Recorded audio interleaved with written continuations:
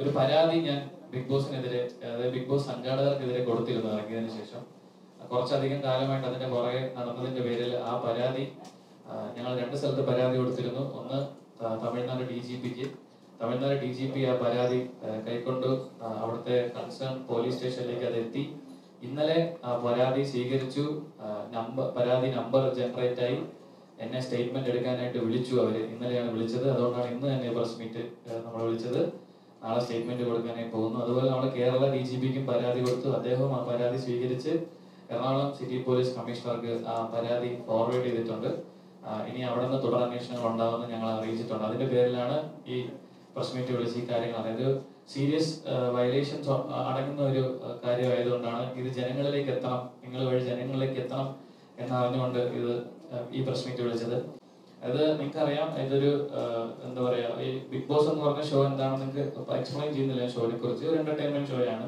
അപ്പൊ ആ ഷോയിനകത്ത് കുറച്ച് തെറ്റായ കാര്യങ്ങൾ അല്ലെങ്കിൽ ഇല്ലീഗാലിറ്റീസ്, ഷോയുടെ ഇൻജസ്റ്റിസ് പരമായിട്ടുള്ള കാര്യങ്ങൾ ആ ഷോയിൽ നടക്കുന്നു എന്ന് എനിക്ക് മനസ്സിലായി.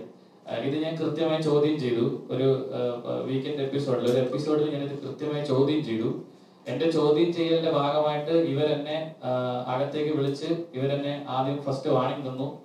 ആദ്യം എന്നെ കൺവിൻസ് ചെയ്യാനാണ് ശ്രമിച്ചത്. ഇവര് അങ്ങനെയൊന്നും എല്ലാ കാര്യങ്ങളെന്ന് പറയാൻ ശ്രമിച്ചത്. പക്ഷെ ഇതിന്റെ ടെക്നിക്കൽ സൈഡ് കൂടെ എനിക്ക് അറിയാവുന്നത് കൊണ്ട് എനിക്ക് അവരെ പ്രോപ്പറായിട്ട് കൗണ്ടർ ചെയ്യാൻ പറ്റി.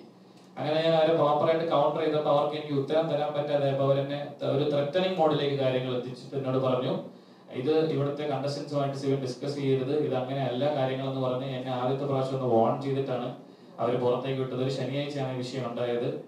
അതിനുശേഷം എനിക്ക് ഒരു പണിഷ്മെന്റ് എന്ന രീതിയിൽ എന്നെ ആ ഗെയിമിന്റെ ഭാഗമായിട്ടുള്ള ഒരു പണിഷ്മെന്റ് എന്ന രീതിയിൽ എന്നെ അവർ ഉറങ്ങാൻ സമ്മതിച്ചില്ല.